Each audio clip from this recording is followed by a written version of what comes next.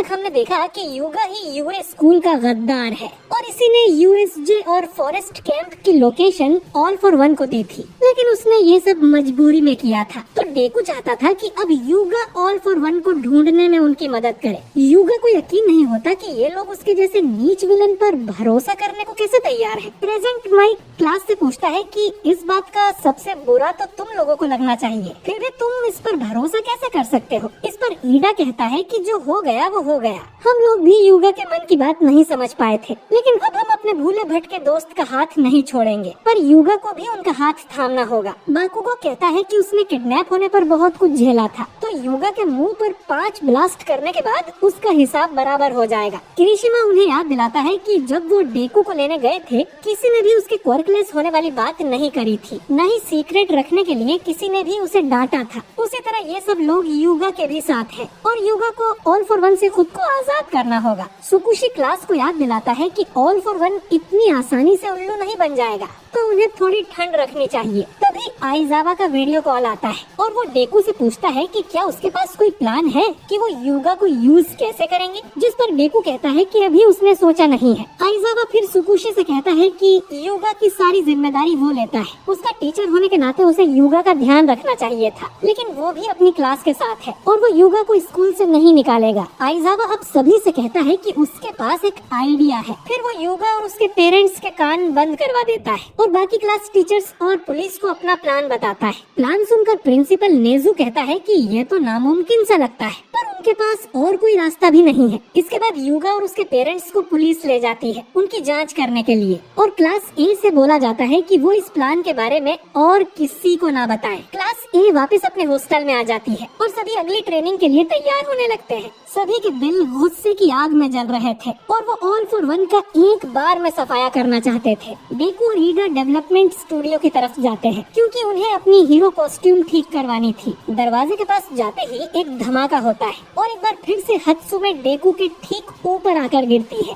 हत्सुमे इन दोनों से पूछती है कि वो उसके पास क्यों आए हैं, जिस पर ईडा बताता है कि उन दोनों को अपनी हीरो कॉस्ट्यूम से रिपेयर करवानी है। हत्सुमे कहती है कि वो आइटम एजेंसी के पास क्यों नहीं गए, जिस पर ईडा बताता है कि हाल ही में हुए तबाही की वजह से ज्यादातर हीरो एजेंसीज बंद पड़ी हैं। लेकिन हत्सुमे को देखकर ऐसा लग रहा था कि उसे कुछ पता ही नहीं है कि बाहर की दुनिया में अब तक क्या हो गया है। पावर लोडर इन दोनों को अंदर आने को कहता है। ये देखते हैं कि स्टूडियो पहले से काफी बदल गया था क्योंकि नए यूएस सेफ्टी बैरियर का कंट्रोल और डेवलपमेंट की जिम्मेदारी पावर लोडर को ही मिली है और इस काम में पूरी सपोर्ट क्लास लगी हुई है। डेकू अब हत्सुमे से कहता है कि उसे अपना गॉन्टलेट सही करवाना है जो कि ऑलमाइट ने अमेरिका से मंगवाया था और ईडा को अपना आर्मर ठीक करवाना था, लेकिन हत्सुमे उन दोनों को ही मना कर देती है। ईडा ये देख हैरान हो जाता है क्योंकि हत्सुमे को गैजेट्स बनाना काफी पसंद था। डेकू देखता है कि हत्सुमे अभी एवेक्यूएशन शेल्टर पर काम कर रही थी कि विलन अटैक के दौरान लोगों को जल्दी से जल्दी कैसे निकाला जाए। पावर लोडर बताता है कि बैरियर को मजबूत करने में हत्सुमे का काफी अहम हाथ था और वो नए नए आइडिया पर काम करती रहती है। हत्सुमे डेकू को ये भी बताती है कि उसे अच्छी तरह से पता है कि बाहर के क्या हालात है। अब चाहे सपोर्ट क्लास उनकी तरह लड़ नहीं सकती,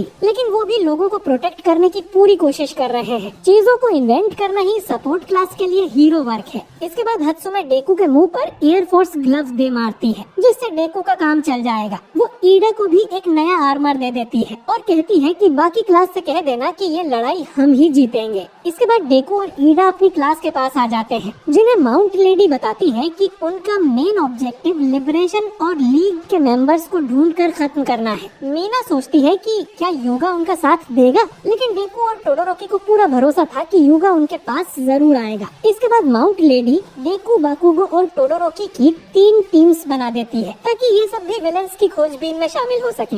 वहीं दूसरी तरफ तबाह हुए इलाके में नेजिरे और सन ईटर एक विलेन को हरा देते हैं और यहाँ फंसे लोगों को बचा लेते हैं। यहाँ पर फेडगम और ड्रैगन भी मौजूद थे। ये सब सर्च और रेस्क्यू में लगे हुए थे। इधर सेंट्रल हॉस्पिटल में ऑलमाइट और हॉक्स एक सीक्रेट मीटिंग करते हैं जिसमें पुलिस के साथ अमेरिकन आर्मी भी थी जो स्टार के साथ आए थे। यहाँ पर पुसीकैट्स की रैगडॉल भी शामिल थी। उसकी search quirk all for one चुरा चुका है, फिर भी वो इनकी मदद करने को तैयार थी। ऑलमाइट अब कहता है कि प्लान चाहे ए हो या बी, उन्हें जीत हासिल करने के लिए ऑल फॉर वन और शिगाराकी को अलग करना होगा। उन दोनों को साथ में हराना नामुमकिन है। पायलट्स के दिए डेटा से इन्हें पता चला है कि शिगाराकी अब ऑल फॉर वन से भी ज्यादा पावरफुल हो चुका है। और ऑल माइट वाली फाइट से तो सब जानते ही हैं कि ऑल फॉर वन कितना खतरनाक है। साथ ही प्रिजन ब्रेक के दौरान इन दोनों ने रेडियो वेव्स के थ्रू आपस में बात की थी, तो इन्हें इन दोनों विलन्स को कम से कम 10 किलोमीटर की दूरी पर रखना होगा ताकि ये आपस में बात ना कर पाए। इस काम में सबसे बड़ी परेशानी डाबी खड़ी कर सकता है, यानी कि सबसे पहले तो उन्हें सभी लीग मेंबर्स को एक दूसरे से अलग करना होगा, जिसमें युगा इनकी मदद कर सकता है। सुकुशी कहता है कि उसे युगा पर भरोसा नहीं है, लेकिन ऑल माइट को युगा और उसके टीचर आइजावा दोनों पर यकीन था। इधर इंटेरोगेशन रूम में आइजावा युगा के साथ था। डॉक्टर आकर बताता है कि उन्हें युगा के ब्रेन या बॉडी में कोई भी दिक्कत नहीं लगी है, यानी कि युगा का शरीर लेडी नेगांट जैसा नहीं फटने वाला। आइजावा सोचता है कि अगर ऑल फॉर वन ने सच में युगा के अंदर कोई बॉम्ब फिट किया होता तो उसे उसके पेरेंट्स को धमकाने की जरूरत नहीं थी, उसने बस इनके मन में डर का बीज बोया था। आइजावा कहता है कि युगा किस्मत वाला है कि उसे इतने अच्छे दोस्त मिले हैं। युगा बताता है कि उसे ऑल फॉर वन से डर लगता है। अभी तो वो अपने दोस्तों का हाथ थाम लेगा, लेकिन अगर ऑल फॉर वन उसके सामने आया तो शायद युगा फिर से कुछ गलत ना कर दे। इसी बात का उसे डर है और वो किसी अंधेरे कोने में हमेशा के लिए छुप जाना चाहता है और मर जाना चाहता है।